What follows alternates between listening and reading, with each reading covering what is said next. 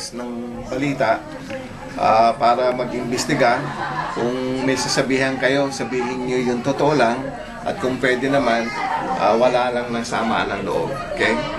Pero gusto niyang marinig lang yung katotohanan kung paano tayo winawalang yan nung si Sir Jimmy Marasigan, yung Regional Commander ng Canada, appointed. And tayo naman ang mga elected officers ng Toronto, no? So, pakilagay nga yung kaliwa at kanang kamay. Umpisahan natin. Non omnis moria. Non omnis moria. Hindi lahat sa akin ay papanaw. Hindi lahat sa akin ay papanaw.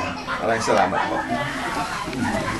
Salamat muna sa inyong pagdating, sa inyong pagdalaw rito sa amin sa we are now in Sheraton Hotel in front of Toronto City Hall, pakisara mo nga. At kami ho ay nagagalak at kayo nakasama namin ngayon official dito ho. This is now the core group ng Toronto chapter.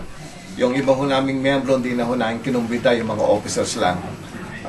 Sana marinig mo ang aming mga ihihingang anong sabi doon, yung hinaing. Okay? Mga aming nasa loob na hindi paggalang sa amin ng isang pinuno ng Canada at yung kanyang mga kasamahang appointed ng Manila. I would like to request you, this is an appointed officers. After May, wala na ho sila. Okay? Papalitan na yon. Every 2 years, pinapalitan. However, the elected officers ho ng Toronto chapter are elected. Hindi ho kami appointed. So, kami ho, ang mga nauna rito sa buong Canada na chapter. Ako ho, one of the members dati ng Toronto chapter. Umangat ho yung aming mga posisyon. Karangalan ho namin na naglagay ho, binigyan ho kami ng maraming awards because of achievements. Okay? So, ang problema lang, meron ho kami yung mga elected officers, pamumuno ho ng aming chapter commander, si Sir John De Los Santos. Ang problema ho, hindi ho siya nire-recognize ng Jimmy Marasigan. Awan namin kung anong problema, pero nung bandang huli, nalaman namin yung problema. Ang problema, pera ang pinag-uusapan. But anyway, hantong ho tayo sa dulo na yon kung bakit ho namin sinabing mayroon silang tinatawag na gustong nakawin ng karapatan ng Toronto chapter sa pamagitan lang ho ng mga fundraising sa pera at saka sa registration ho ng chapter. Anyway, we will lead you to that. Kasi ho, ako, kararating ko lang ho dito sa Knights of Rizal. Ito hong last year, late 2014, November 2014, kasi nga ho, nagkasakit tayo, etc. So, kinumbaydan ho nila ako maging advisor. So, itong problema to ay nangyari before I came back. Anyway, ito po si Sir John.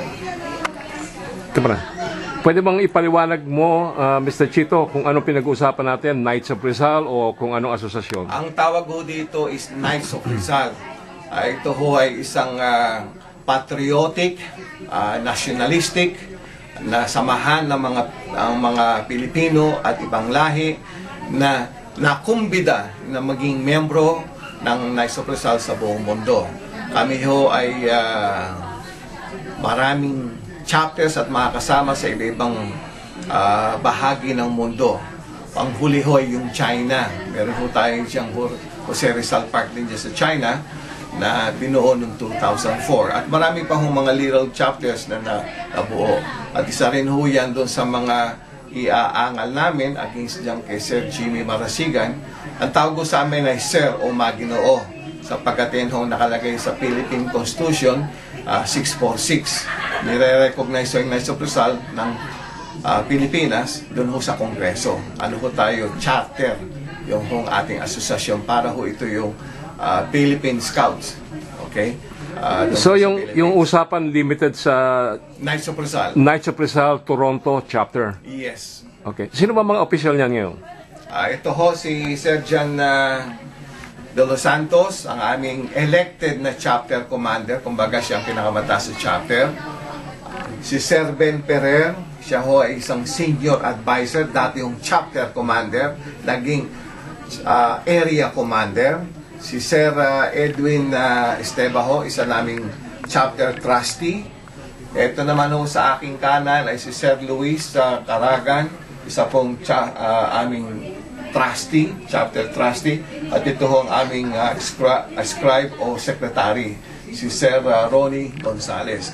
Ako naman, Gonzaga. Ako naman ho si Sir Chito Colliantes. Ako ho yung senior advisor ho ng Toronto chapter.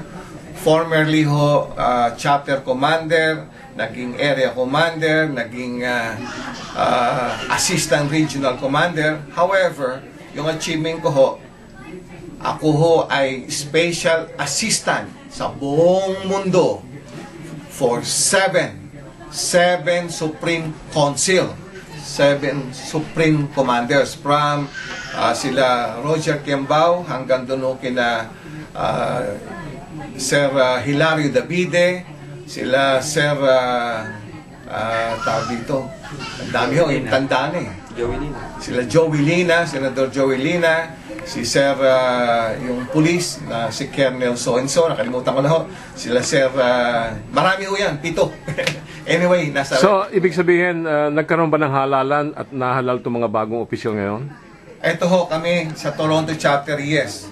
Kailan nangyari yan? July 2014 pa, according to the records.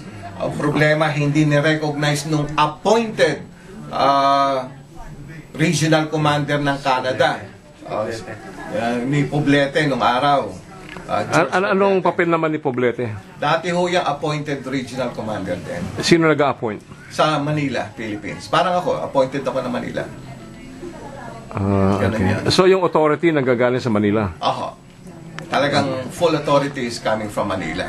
Ang mga appointed regional commander, kung tawagin, they're supposed to do the administration, to make sure na may report lahat ng activities sa mga chapters, lahat ng mga members kailangan ma-report, gampanan yung dapat ng gampanan na 2 bagay lang sa isang taon ang dapat yung una yung June 12 yung Independence Day, tsaka yung June 19 yung birthday ni Dr. Cersap, kaya pinagdidiwang yan, at saka yung December 30. So may karapatan ba si Marasigan na hindi siya i-recognize?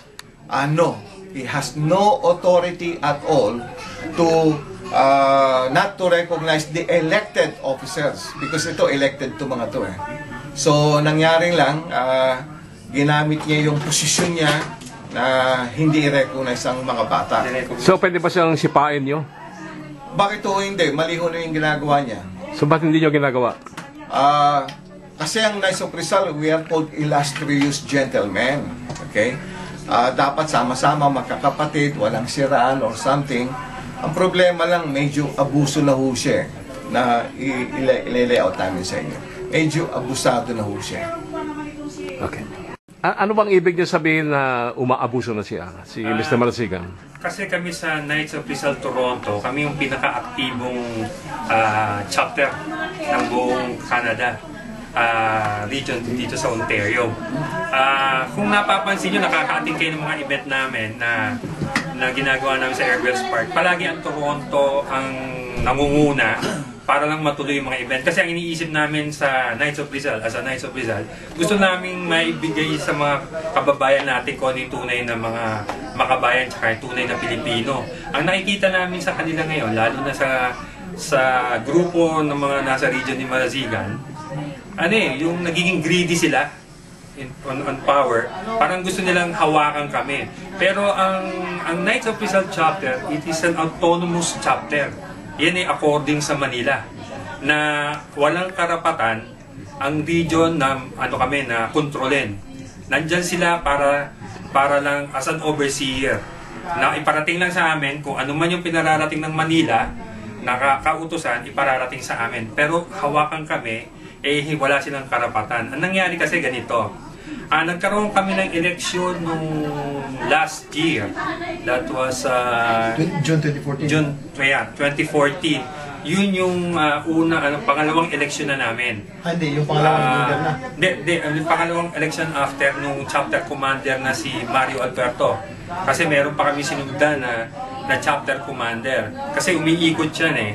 Nagkaroon kami ng meeting na may nagpatawag na isang meeting, isang deputy chapter commander na si Frank Crawford, na magtipon-tipon kami, magsama-sama kami para magkaroon na ng eleksyon.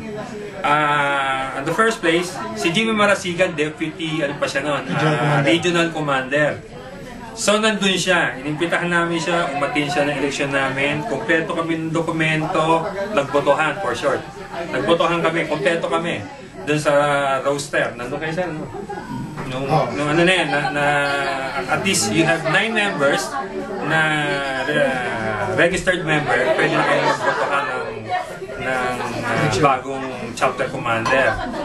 For short, na-elect ako, na-elect sila, naka-elect kami ng buong council ng isang chapter. Merong mga usap-usapan kasi na katulad ni George Poblete, na ayaw kami i-recognize dahil hindi daw kami nagbayad ng dues, pero bayad kami. Ang ano namin, nagbayad kami. Kasi nalaman nila, gusto naming i-rehistro ang Knights of Rizal Toronto. Kasi natatakot sila, kung may i-rehistro namin dito sa Toronto, baka hindi nila kami makontrol, na mahawakan. Yun ang isang kinatatakot nila sa Toronto. Kasi nakikita namin, nung nasa council ako, sabi ko, bakit hindi tayo united? Maraming chapter. Iba-ibang chapter eh. Mississauga, Toronto, may Brampton. Pero makikita mo lang, palaging kapag may mga event, kami lang ang kompleto. At may isa pa, Scarborough. Scarborough, nagsosolo rin sila eh. So kami, ang gusto lang namin, buhayin ang Knights of Rizal dito sa Canada, sa Toronto. Siguro naman, naririnig nyo, ano ba naririnig nyo sa Knights of Rizal? Ang karamihan na naririnig niyong usap-usapan sa Knights of Rizal, wala yan. Puro sosyalan, walang ginagawa. Yun ang gusto namin baguhin sana. Sa yung pamamaraan nila na gusto lang nila, makilala sila doon sa posisyon nila na miyembro sila ng Knights of Rizal. Kasi ang Knights of Rizal, nire-respeto sa Pilipinas. Kasi yan ang umuupong sumusunod after the consulate or yung embassy, consulate, ang Knights of Rizal, yung sumusunod na nagre-represent ng mga Pilipino sa ibang bansa. Kaya meron tayong iba-ibang Knights of Rizal sa buong mundo. So ano bang ibig sabihin na i-rehistro nyo? I-rehistro namin Sa dito Consumer sa Affairs. Consumer Affairs dito sa Toronto. Bilang para makagawa kami ng mga fundraisings. Ang isang I-register nyo as non-profit? As a non-profit. As a Okay. non-profit. Kasi nakita namin yung ginagawa ni Sir Ben sa Silayan. They were able to generate funds para dun sa mga projects nila.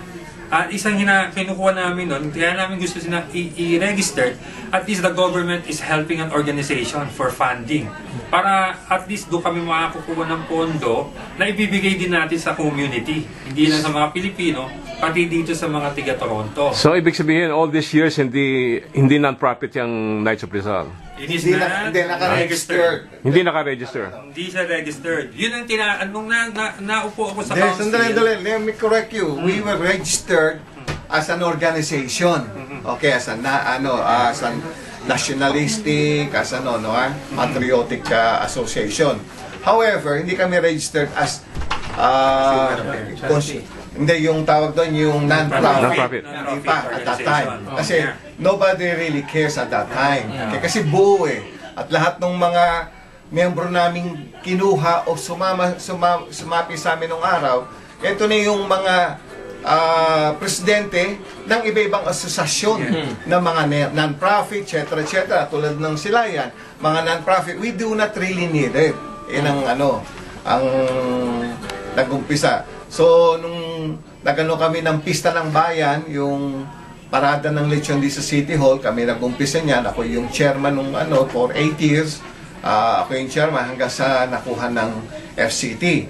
So, yan ang mga project namin. Kaya, niregister uli namin at that time. However, nung nawala ako, wala na talagang nag-continue. Okay? So ang objection ni Marasigan ayaw niyang iparehistro yung Knights of Rizal. Ano ba? Gusto niya. Gusto Pero niya? yung tangan niya. Anong ibig sabihin ng tangan niya? Meron kasi siyang inassign. Sino yun? Si Calagio. Calagio. Mauro Calagio. Yung isa pang magulo yan eh.